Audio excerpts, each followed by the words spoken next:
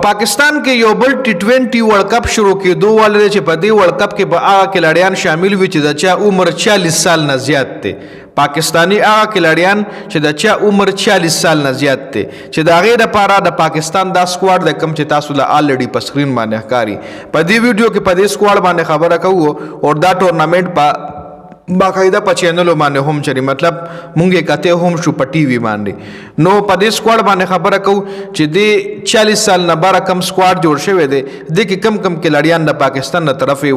ورچول شوی دي چونکه سٹارټ کو خوي چې شاهد افریدي بلدي کپتانی خو اوس دی چې عبدالرزاق کپتان کړي دي عبدالرزاق د پاکستان یو ډیر بیسټ ال راونډر پاتې شوی دی چې عبدالرزاق غونته ال راونډر د عبدالرزاق نه پس بل مونږ له ملاونو شو چونکه ډیر خلک وای چې فهیم اشرف د عبدالرزاق نه خال راونډر دی خو فهیم اشرف هغه رنګ کلیک کړي نه څنګه چې عبدالرزاق په بالینګ کولو عبدالرزاق دې چې کله په پیک ټایم کې د 140 پلس کې بالینګ کولو لکه د سره دومره خپېسو او بیټینګ کې بده داسې چکی وخلی چې کچری تاسو نوی کتلی د بیټینګ نو په یوټیوب د یو میچ هایلایټس تاسو کته شي عبدالرزاق د دې کپتان دی وایس کیپټن دی سره فواد عالم دی ور سره بیا شاهد افریدي دی سٹارټ کې تاسو لمو وی چې خلکو وی او ډیر میډیا سورسز وی چې شاهد افریدي به کپتانی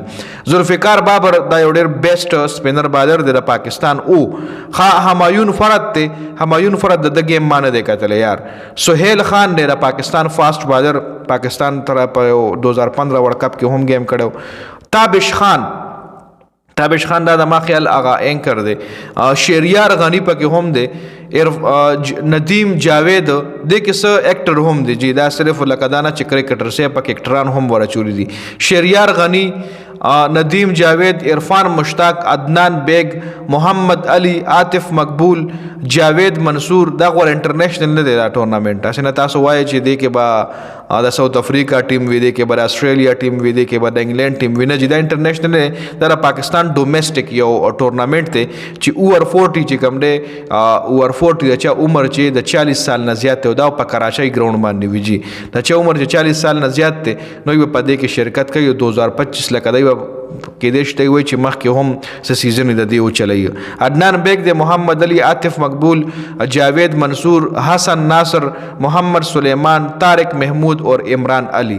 دا پاکستان مکمل سکواډ دی ور سره بیا جاوید میداد چې کم دی غي ټیم منټور دی جلال الدین هډ کوچ دی او اعظم خان د ټیم منیجر دی اعظم خان هغه پهلوان اعظم خان نه غوړی دا بل اعظم خان دی نو دا پاکستان ویټرنز کرکټ اسوسییشن د طرف دا ټورنامنټ چلی آئی ایم سی اوور 40s T20 کرکټ ورلد کپ دی لویل کیږي 2025 نو دا پاکستان مکمل سکور کارت دی سوري سکور کارت نه د پاکستان مکمل سکواډ دی دغه 40 سال نه بره چې کم کرکټ ورلد کپ ته نو ګورو با چې میچز پکې انټرېسټینګ کی کنه کچري ګرم میچز پکې کیږي نو بیا به سره ضرور ان شاء الله سکور کارت شریک کوم نو د ویډیو کتلو زیاته مننه والسلام